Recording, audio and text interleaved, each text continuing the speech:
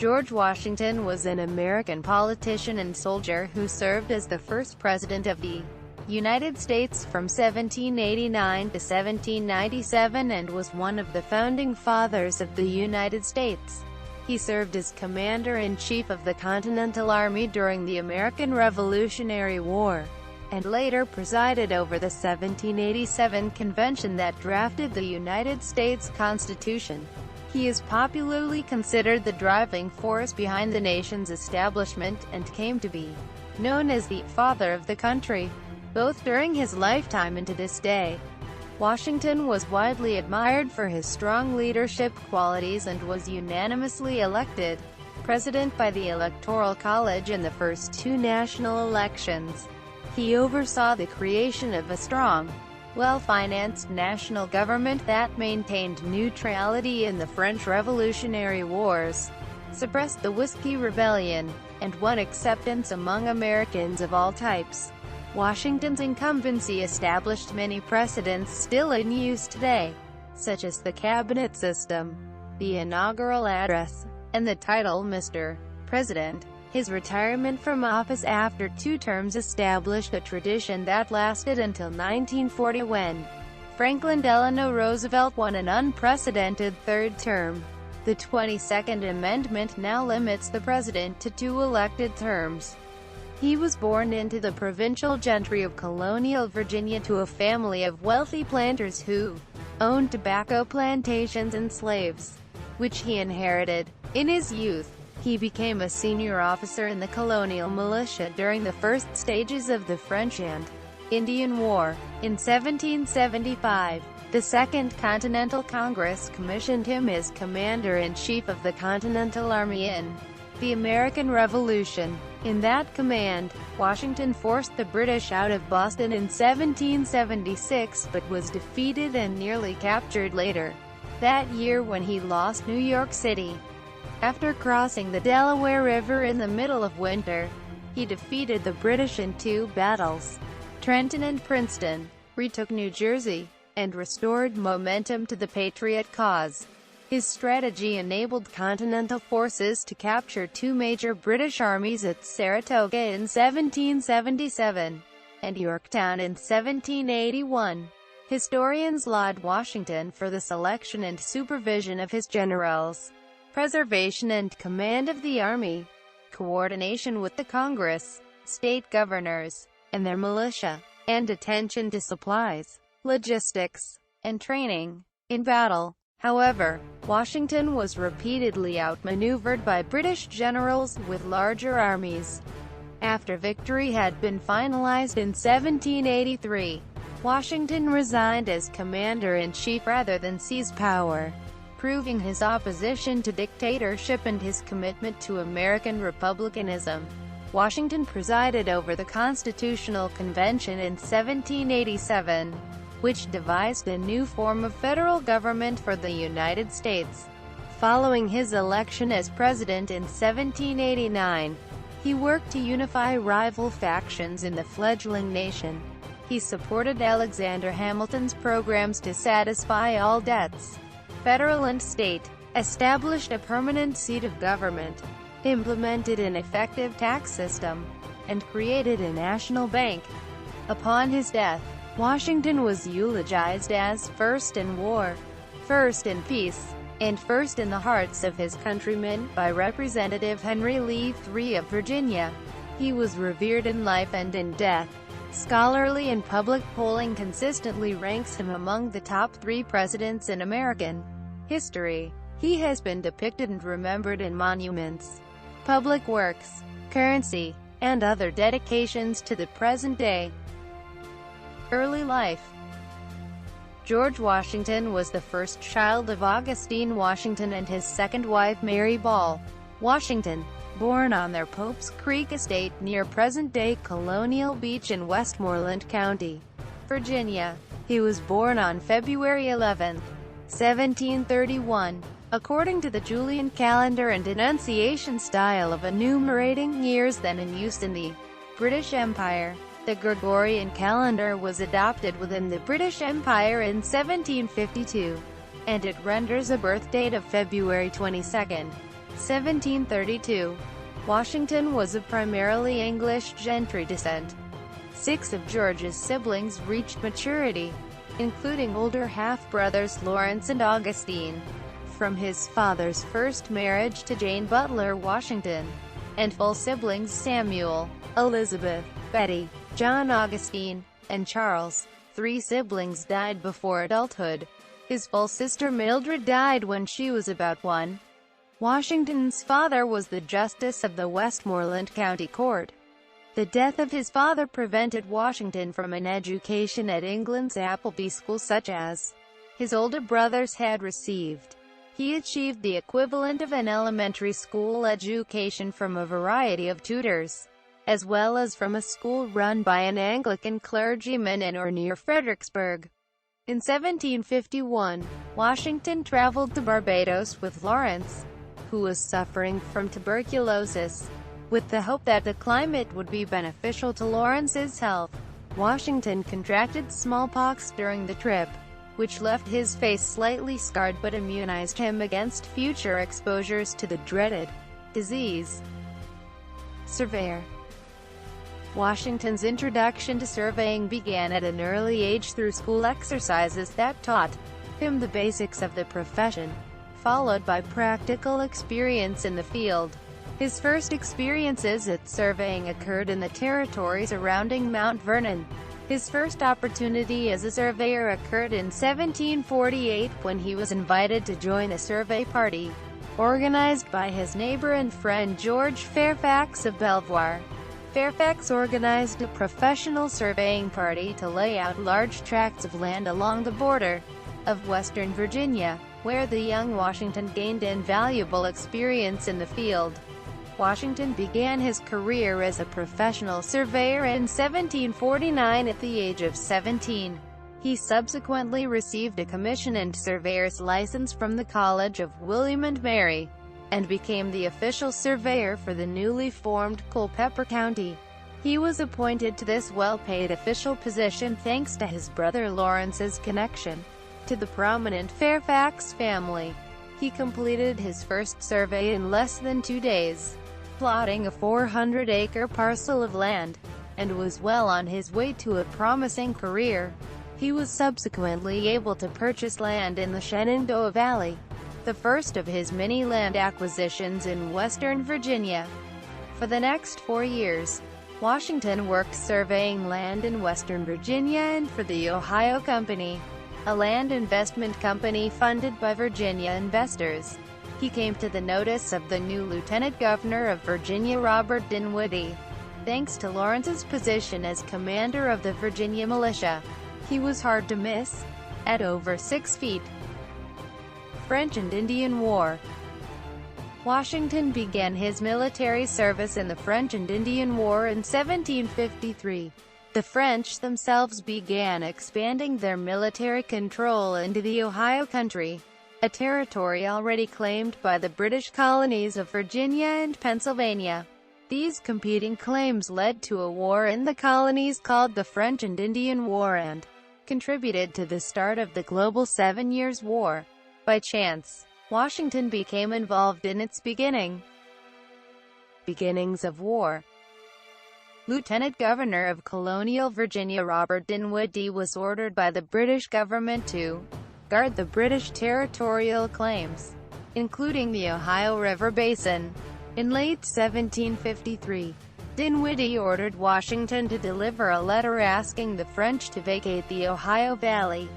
Dinwiddie sent Washington back to the Ohio Country to safeguard an Ohio Company's construction of a fort at present-day Pittsburgh, Pennsylvania. However, before he reached the area, a French force drove out colonial traders and began construction of Fort Duquesne.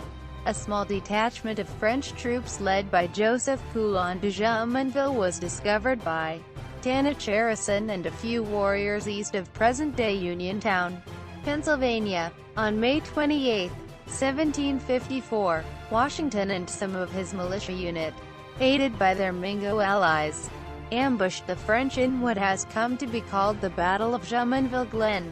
Exactly what happened during and after the battle is a matter of contention.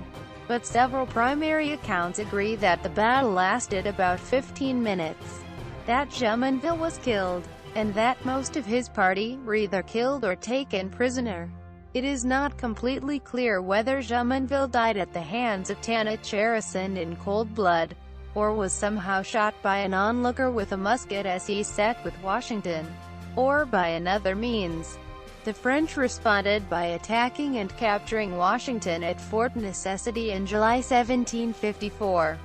See also: Military career of George Washington, Battle of Jumonville Glen, Battle of Fort Necessity, and Forbes Expedition.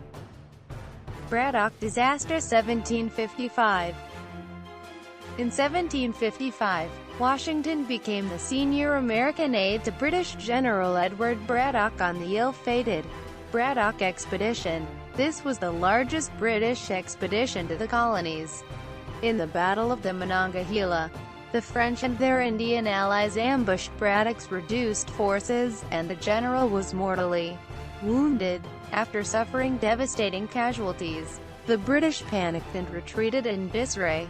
However, Washington rode back and forth across the battlefield, rallying the remnants of the British and Virginian forces into an organized retreat. In the process, he demonstrated much bravery and stamina. Despite his lingering illness, he had 2 horses shot from underneath him, while his coat was pierced with 4 bullets. In his report, Washington blamed the disaster chiefly on the conduct of the Redcoats, while praising that of the Virginia contingent. Washington was not included by the succeeding commander Call Thomas Dunbar in planning subsequent force movements. Whatever responsibility rested on him for the defeat as a result of his recommendation to Braddock, commander of Virginia Regiment, Lt. Governor Dinwiddie rewarded Washington in 1755 with a commission as Colonel of the Virginia Regiment and Commander-in-Chief of all forces now raised in the defense of His Majesty's colony, and gave him the task of defending Virginia's frontier. The Virginia Regiment was the first full-time American military unit in the colonies, as opposed to part-time militias and the British regular units. He was ordered to act defensively or offensively, as he thought best. In command of 1,000 soldiers, Washington was a disciplinarian who emphasized training. He led his men in brutal campaigns against the Indians in the West. His regiment fought 20 battles in 10 months and lost a third of its men. Washington's strenuous efforts meant that Virginia's frontier population suffered less than that of other colonies. Ellis concludes that it was his only unqualified success in that war. In 1758, Washington participated in the Forbes expedition to capture Fort Duquesne. He was embarrassed by a friendly fire episode in which his unit and another British unit each thought that the other was the French enemy and opened fire. With 14 dead and 26 wounded in the mishap, Washington was not involved in any other major fighting on the expedition, and the British scored a major strategic victory, gaining control of the Ohio Valley when the French abandoned the fort. Following the expedition, he retired from his Virginia Regiment commission in December 1758. He did not return to military life until the outbreak of the Revolution in 1775. Lessons learned. Washington never gained the commission in the British Army that he yearned for, but in these years he gained valuable military, political, and leadership skills. Washington demonstrated his resourcefulness and courage in the most difficult situations, including disasters and retreats. He developed a command presence. Given his size, strength, stamina, and bravery in battle, which demonstrated to soldiers that he was a natural leader whom they could follow without question. Historian Ron Chernow is of the opinion that his frustrations in dealing with government officials during this conflict led him to advocate the advantages of a strong national government and a vigorous executive agency that could get results. Between the wars, Mount Vernon. On January 6, 1759, Washington married wealthy widow Martha Dandridge Custis, then 28 years old. Surviving letters suggest that he may have been in love at the time with Sally Fairfax, the wife of a friend. Nevertheless, George and Martha made a compatible marriage, because Martha was intelligent, gracious, and experienced in managing a planter's estate. Together they raised her children from her previous marriage, John Parke Custis and Martha Parke Patsy Custis. Later, they raised Martha's grandchildren Eleanor Parke Custis and George Washington Parke Custis. George and Martha never had any children together. His earlier bout with smallpox in 1751 may have made him sterile. The newlywed couple moved to Mount Vernon, near Alexandria, where he took up the life of a planter and political figure. Washington's marriage to Martha greatly increased his property holdings and social standing, and made him one of Virginia's wealthiest men. In 1754, Lieutenant Governor Dinwiddie had promised land bounties to the soldiers and officers who volunteered to serve during the French and Indian War. Washington lived an aristocratic lifestyle. Fox hunting was a favorite leisure activity. In 1766, he started switching Mount Vernon's primary cash crop away from tobacco to wheat, a crop that could be processed and then sold in various forms in the colonies, and further diversified operations to include flour milling, fishing, horse breeding, hog production, spinning, and weaving. And, in the 1790s, he erected a distillery for whiskey production which yielded more than 1,000 gallons a month. After a history of epileptic attacks, Patsy Custis died suddenly in Washington's arms in 1773. Washington was a successful planter of tobacco and wheat, and also a leader in the social elite in Virginia.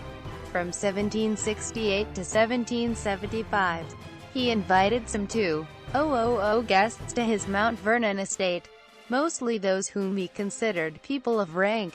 As for people not of high social status, his advice was to treat them civilly, but keep them at a proper distance, for they will grow upon familiarity, in proportion as you sink in authority.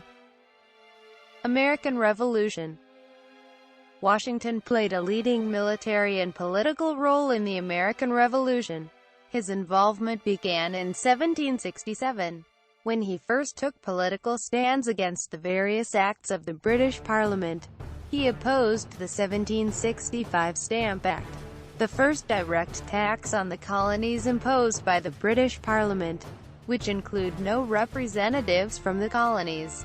He began taking a leading role in the growing colonial resistance when protests became widespread against the Townshend Acts, enacted in 1767. In May 1769, he introduced a proposal, drafted by his friend George Mason and calling for Virginia to boycott English goods until the acts were repealed. Parliament repealed the Townshend Acts in 1770. However, Washington regarded the passage of the Intolerable Acts in 1774 as an invasion of our rights and privileges. In July 1774, he chaired the meeting at which the Fairfax Resolves were adopted, which called for the convening of a Continental Congress, among other things. In August, Washington attended the First Virginia Convention, where he was selected as a delegate to the First Continental Congress. Commander-in-Chief. Charles Wilson Peel, American, 1741-1827. George Washington, 1776. Oil on Canvas. Brooklyn Museum. The colonies went to war after the battles of Lexington and Concord near Boston in April 1775. Washington appeared at the Second Continental Congress in a military uniform, signaling that he was prepared for war. The British then articulated the peril of Washington and his army. On August 23, 1775, Britain issued a royal proclamation labeling American patriots as traitors. If they resorted to force, they faced confiscation of their property. and their leaders were subject to execution upon the scaffold. General Washington essentially assumed three roles during the war. First, he provided leadership of troops against the main British forces in 1775, 77 and again in 1781. He lost many of his battles, but he never surrendered his army during the war, and he continued to fight the British relentlessly until the war's end. He plotted the overall strategy of the war, in cooperation with Congress. Second, he was charged with organizing and training the army. He recruited regulars and assigned Baron von Steuben to train them, a veteran of the Prussian General Staff. The war effort and getting supplies to the troops were under the purview of Congress. Eventually, he found capable officers, such as General Nathaniel Greene, General Daniel Morgan, the old wagoner, with whom he had served in the French and Indian War, Colonel Henry Knox, Chief of Artillery, and Colonel Alexander Hamilton, Chief of Staff. The American officers never equaled their opponents in tactics and maneuver, and consequently, they lost most of the pitched battles. The great successes at Boston, Saratoga, and Yorktown came from trapping the British far from base with much larger numbers of troops. Daniel Morgan's annihilation of Banastre Tarleton's Legion of Dragoons at Cowpens in February 1781 came as a result of Morgan's employment of superior line tactics against his British opponent, resulting in one of the very few double envelopments in military history. Another being Hannibal's defeat of the Romans at Cannae in 216 BC. The decisive defeat of Col.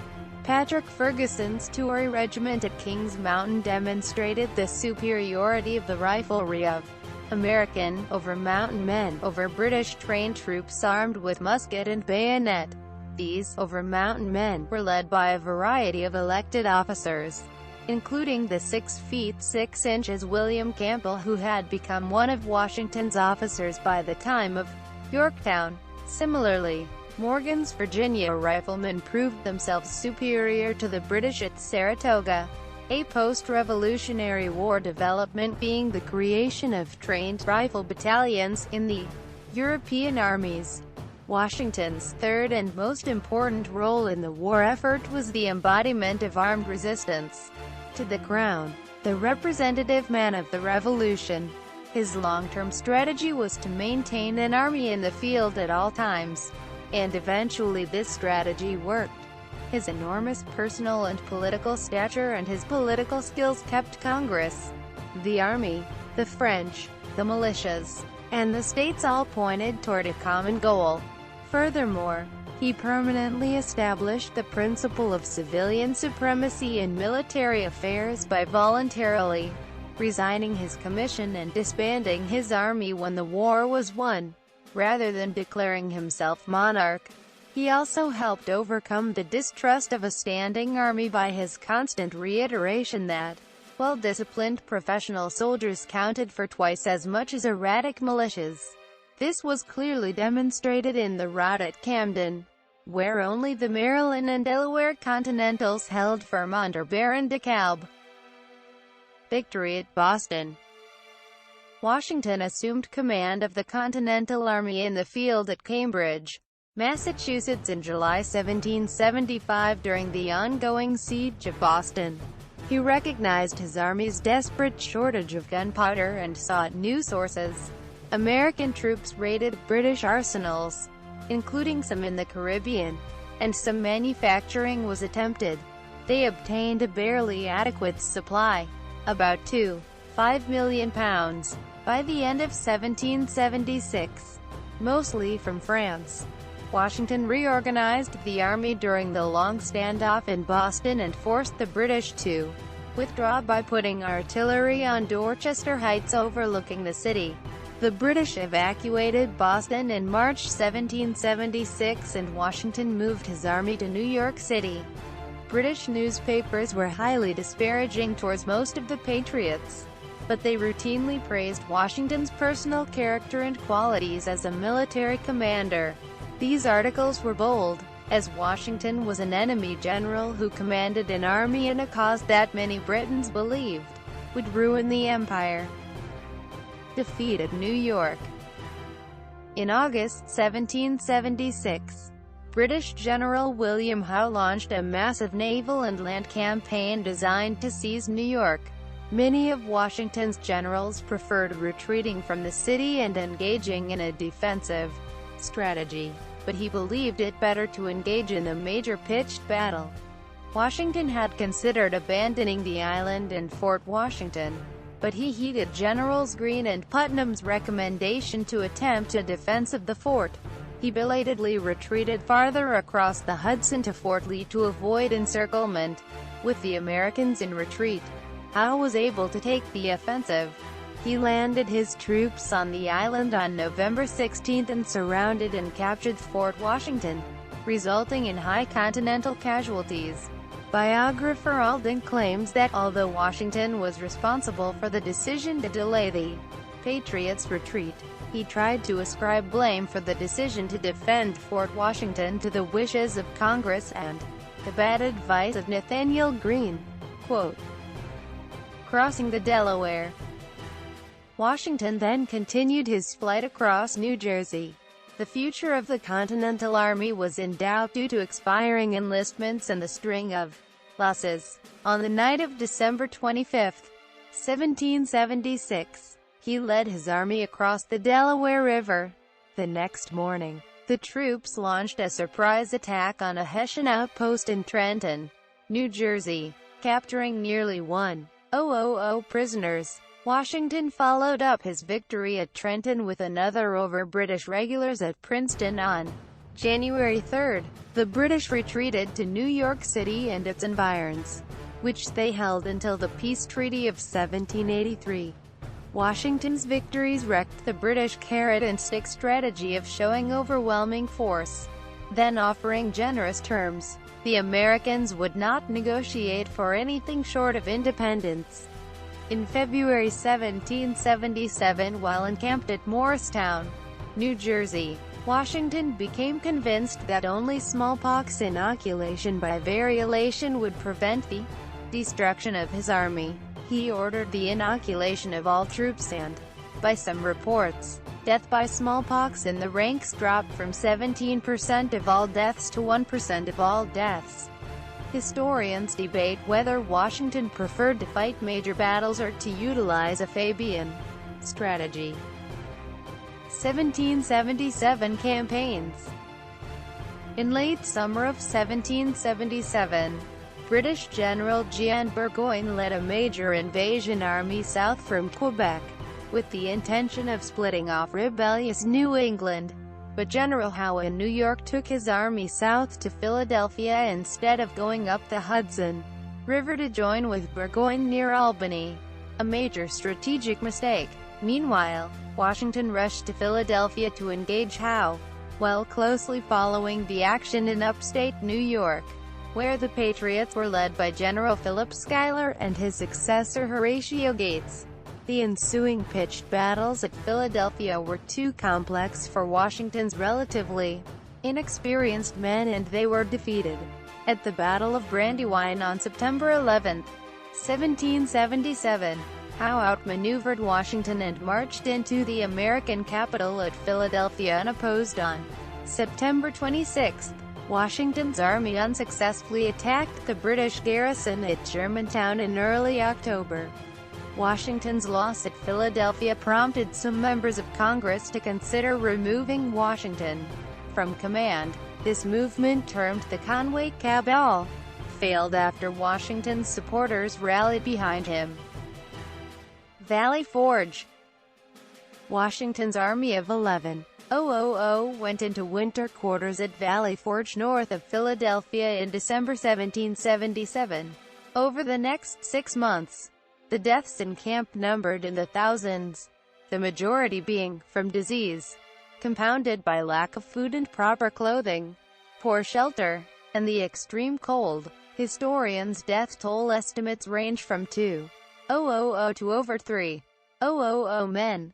Washington had repeatedly petitioned the Continental Congress for badly needed provisions but with no success. Finally, on January 24, 1778, 5 congressmen came to Valley Forge to examine the conditions of the Continental Army. Washington expressed the urgency of the situation, exclaiming, "Something must be done. Important alterations must be made." At this time, he also contended that Congress should take control of the Army supply system, pay for its supplies, and promptly expedite them as they became necessary. The next spring, a revitalized army emerged from Valley Forge in good order, thanks in part to a full-scale training program supervised by General von Steuben. Sullivan Expedition. In the summer of 1779, Washington and Congress decided to strike the Iroquois warriors of the Six Nations in a campaign to force Britain's Indian allies out of New York, which they had used as a base to attack American settlements around New England. Hudson River and Southern battles. Washington at this time moved his headquarters from Middlebrook in New Jersey up to New Windsor on the Hudson, with an army of 10. Washington went into quarters at Morristown during the winter of 1779-1780, which represented the worst suffering for the Army during the war. The temperatures fell to 16 below zero. The New York harbor was frozen over, and snow and ice covered the ground for weeks, with the troops again lacking provisions for a time as at Valley Forge. Arnold's treason.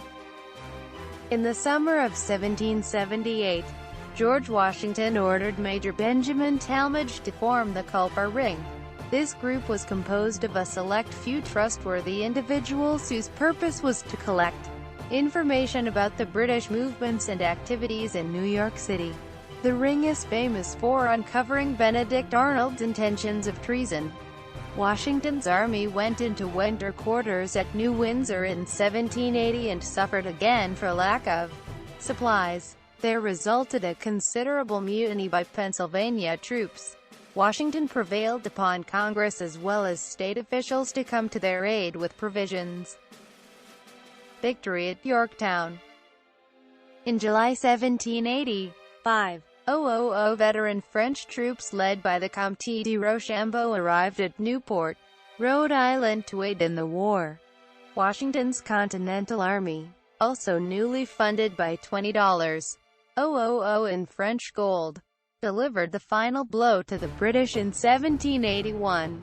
After a French naval victory allowed American and French forces to trap the British Army in Virginia, preventing reinforcement by Clinton from the north. Demobilization. Substantial combat had ended but the war had not, and a formal treaty of peace was months away, creating tension. The British still had 26,000 troops occupying New York City, Charleston, and Savannah, together with a powerful fleet. The French army and navy departed, so the Americans were on their own in 1782-83. Money matters fed the anxiety. The treasury was empty, and the unpaid soldiers were growing restive, almost to the point of mutiny. At one point, they forced an adjournment of the Congress from Philadelphia to Princeton. Washington dispelled unrest among officers by suppressing the Newburgh Conspiracy in March 1783, and Congress came up with the promise of a 5-year bonus. General George Washington resigning his commission by John Trumbull. Capitol Rotunda, commissioned 1817. With the initial peace treaty articles ratified in April, a recently formed congressional committee under Hamilton was considering needs and plans for a peacetime army. On May 2, 1783, the commander-in-chief submitted his sentiments on a peace establishment. By the Treaty of Paris signed that September, Great Britain recognized the independence of the United States. Washington disbanded his army and gave an eloquent farewell address to his soldiers on November 2. Washington later submitted a formal account of the expenses that he had personally advanced. The Army over the 8-year conflict of about $450. Constitutional Convention. Washington's retirement to personal business at Mount Vernon was short-lived. He made an exploratory trip to the western frontier in 1784 and inspected his land holdings in western Pennsylvania that had been earned decades earlier for his service in the French and Indian War. Washington's participation in the debates was minor, although he cast his vote when called upon. His prestige facilitated the collegiality and productivity of the delegates. After a couple of months into the task, Washington told Alexander Hamilton, "I almost despair of seeing a favorable issue to the proceedings of our convention and do, therefore repent having had any agency in the business." Quote, Presidency. The Electoral College unanimously elected Washington as the first president in 1789. The first United States Congress voted to pay Washington a salary of $25,000 a year, a large sum in 1789, valued at about $340. Washington proved an able administrator and established many precedents in the functions of the presidency. Domestic issues. Washington was not a member of any political party and hoped that they would not be formed, fearing conflict that would undermine republicanism. In early 1790, Hamilton devised a plan with the approval of Washington, culminating in the Residence Act of 1790, that established the creditworthiness of the new government, as well as its permanent location. Congress had previously issued almost $22 million to suppliers and certificates of debt during the war. The national debt increased as a result during Hamilton's service as Secretary of the Treasury, but the nation established its good credit. Many in the Congress and elsewhere in the government profited from trading in the debt paper which was assumed. Many of Washington's fellow Virginians and others were vexed by this. The Revenue Act authorized the president to select the specific location on the Potomac River for the seat of the government. He was to appoint 3 commissioners to survey and acquire property for it, and Washington personally oversaw this effort throughout his term in office. In 1791, Congress imposed an excise tax on distilled spirits, partly as a result of the copper panic of 1789, and this led to protests in frontier districts, especially Pennsylvania. Washington ordered the protesters to appear in U.S. District Court, but the protests turned into full-scale defiance of federal authority in 1794, known as the Whiskey Rebellion. The Federal Army was too small to be used, so Washington invoked the Militia Act of 1792 to summon militias from Pennsylvania, Virginia, Maryland, and New Jersey. Foreign Affairs. In April of 1792, the French Revolutionary Wars broke out between Great Britain and its allies and revolutionary France. Washington, with cabinet approval, proclaimed American neutrality. The revolutionary government of France sent diplomat Edmond Charles Genet to America, called Citizen Genet. He was welcomed with great enthusiasm and began promoting the case for France, using a network of new democratic societies in major cities. He even issued French letters of marque and reprisal to French ships manned by American sailors so that they could capture British merchant ships. Washington denounced the societies and demanded that the French government recall Genet, which they did. Hamilton formulated the Jay Treaty to normalize trade relations with Great Britain, remove them from western forts, and resolve financial debts remaining from the Revolution. The British agreed to depart from their forts around the Great Lakes, and the United States-Canada boundary had to be readjusted. Numerous pre-revolutionary debts were liquidated, and the British opened their West Indies colonies to American trade. Most importantly, the treaty delayed war with Great Britain and instead brought a decade of prosperous trade. The treaty angered the French and became a central issue in many political debates. Farewell Address. Washington's farewell address was issued as a public letter in 1796 and was one of the most influential statements of republicanism. Drafted primarily by Washington himself with help from Hamilton, it gives advice on the necessity and importance of national union, the value of the Constitution and the rule of law, the evils of political parties, and the proper virtues of a republican people.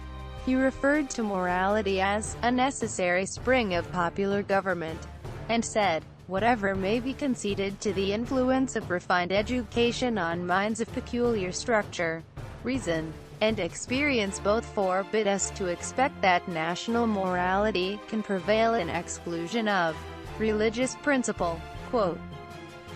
Retirement. Washington retired from the presidency in March 1797 and returned to Mount Vernon with a profound sense of relief. He devoted much time to his plantations and other business interests, including his distillery, which produced its first batch of spirits in February 1797. Most Americans assumed that he was rich because of the well-known, glorified facade of wealth, and by 1798, relations with France had deteriorated to the point that war seemed imminent. President Adams offered Washington a commission as Lieutenant General on July 4, 1798, and as Commander-in-Chief of the armies raised or to be raised for service in a prospective war.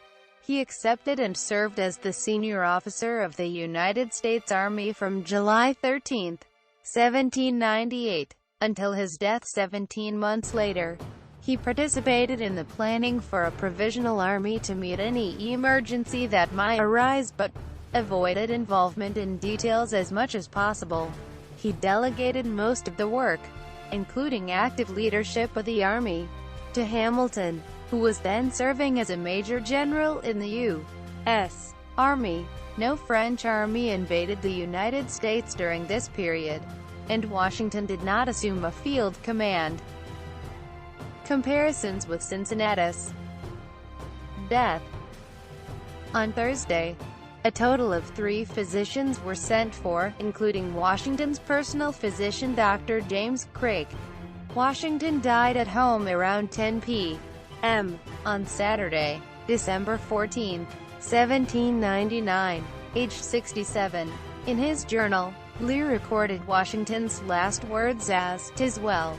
Quote, on December 18, 1799, a funeral was held at Mount Vernon, where his body was interred. Throughout the world, people were saddened by Washington's death. In the United States, memorial processions were held in major cities and thousands wore mourning clothes for months. Martha Washington wore a black mourning cape for 1 year. In France, First Consul Napoleon Bonaparte ordered 10 days of mourning throughout the country. To protect their privacy, Martha Washington burned the correspondence that they had exchanged. Only 5 letters between the couple are known to have survived. 2 letters from Martha to George and 3 from him to her. Subsequent diagnoses. The diagnosis of Washington's final illness and the immediate cause of his death have been subjects of debate since the day he died. Moved to new burial site. In 1830, a disgruntled ex-employee of the estate attempted to steal Washington's skull from the original tomb. A joint congressional committee debated the removal of President Washington's body from Mount Vernon to a crypt in the Capitol in early 1832. The crypt was built by architect Charles Bulfinch in the 1820s during the reconstruction of the burned-out structure after the British set it afire in August 1814. During the burning of Washington, Southern opposition was intense, antagonized by an ever-growing rift between North and South. Congressman Wiley Thompson of Georgia expressed the Southerners' fear when he said, "Remove the remains of our venerated Washington from their association with the remains of his consort and his ancestors, from Mount Vernon and from his native state, and deposit them in this capital." and then let a severance of the Union occur, and behold the remains of Washington on a shore foreign to his native soil. Quote, sarcophagi of George, right, and Martha, left, Washington at the entrance to the Washington family tomb. On October 7, 1837, George Washington's remains, still in its original lead coffin, were placed within a marble sarcophagus designed by William Strickland and constructed by John Struthers. Personal life. The Washington Family by Edward Savage, painted between 1789 and 1796, shows, from left to right, George Washington Parke Custis, George Washington, Eleanor Parke Custis, Martha Washington, and an enslaved servant, probably William Lee or Christopher Shields. As a young man, Washington had red hair. Washington's height was variously recorded as 6 feet to 6 feet 2 in. He registered 6 feet 3 1/2 inches when measured for his coffin. Washington suffered from problems with his teeth throughout his life, and historians have tracked his experiences in great detail. Religion. For his entire life, Washington was affiliated with the Anglican Church. At the time, deism was a theological outlook, not an organized denomination, and was compatible with being an Episcopal. Historian Greg Fraser argues that Washington was not a deist but a theistic rationalist. Quote, this theological position rejected core beliefs of Christianity, such as the divinity of Christ, the Trinity, and original sin. However, unlike the deists, the theological rationalists believed in the efficacy of prayer to God. Washington frequently accompanied his wife to church services. Third-hand reports say that he took communion. Washington regarded religion as a protective influence for America's social and political order, and recognized the Church's laudable endeavors to render men sober, honest, and good citizens, and the obedient subjects of a lawful government. Quote, it is generally conceded that Washington was a Christian, although the exact nature of his religious beliefs has been debated by some historians and biographers for over 200 years. Washington biographer Don Higginbotham notes that, in such instances, people with diametrically opposing opinions frequently base their views of Washington's beliefs on their own beliefs. He was educated in the Episcopal Church, to which he always adhered, and Freemasonry.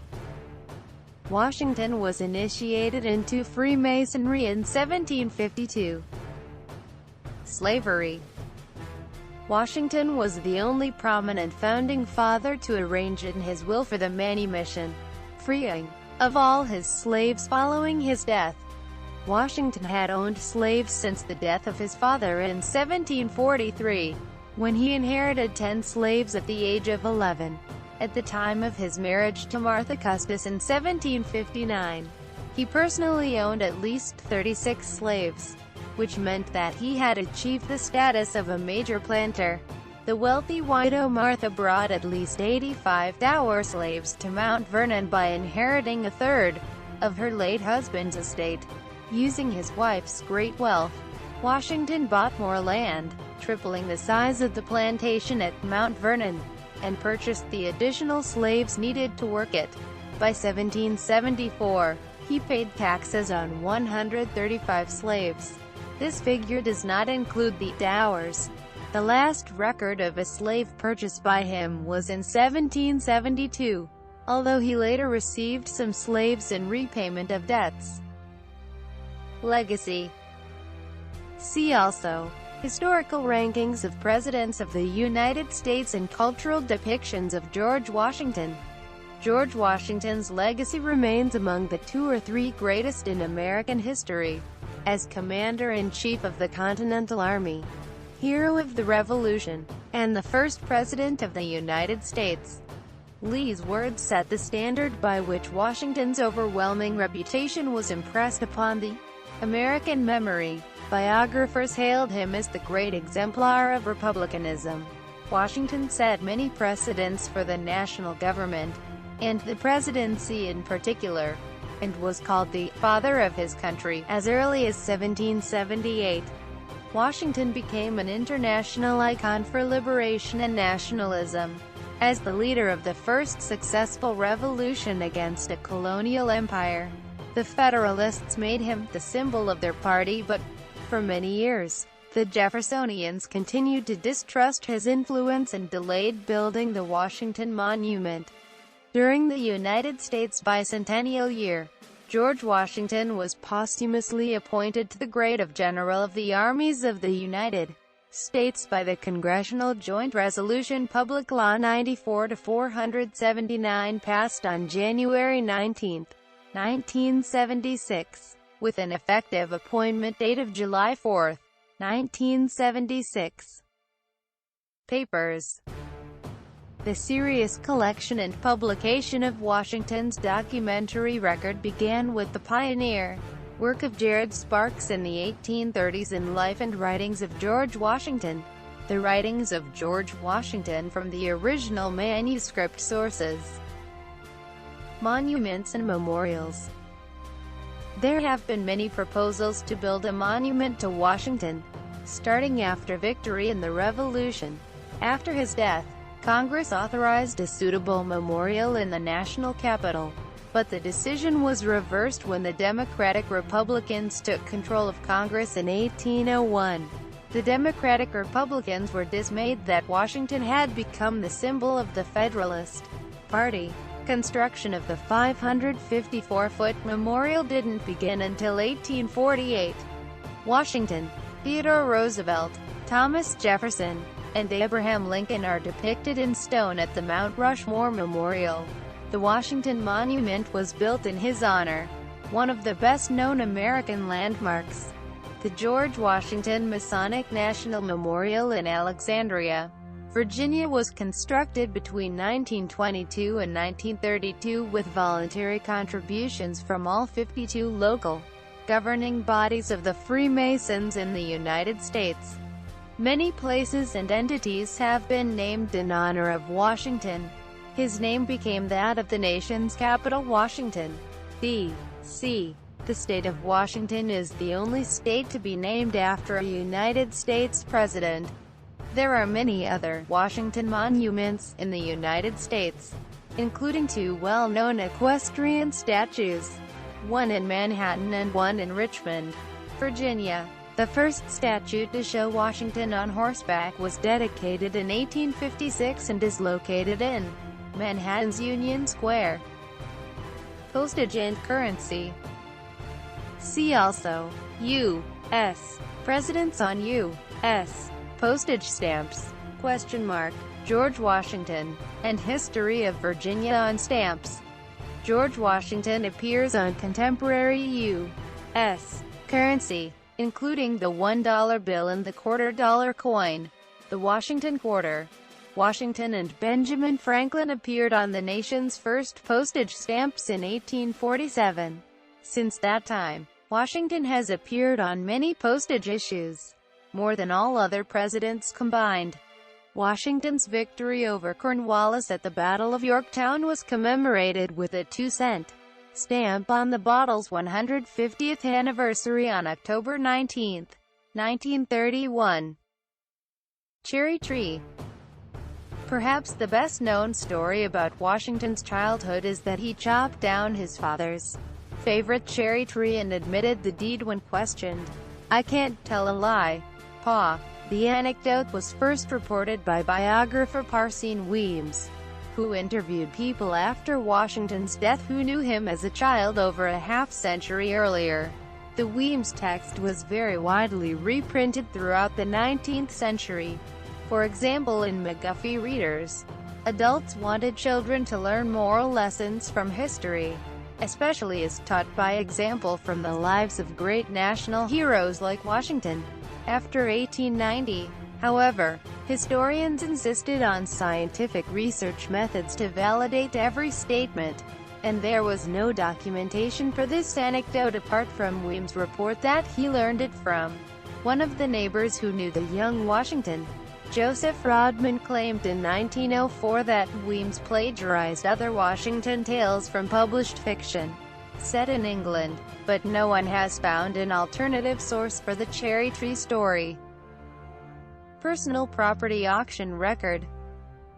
George Washington's personal annotated copy of the acts passed at a Congress of the United States of America from 1789 includes the Constitution of the United States and a draft of the Bill of Rights. It was sold on June 22, 2012, at Christie's for $9.826,500, with fees added to the final cost, to the Mount Vernon Ladies Association. This was the record for a document sold at auction.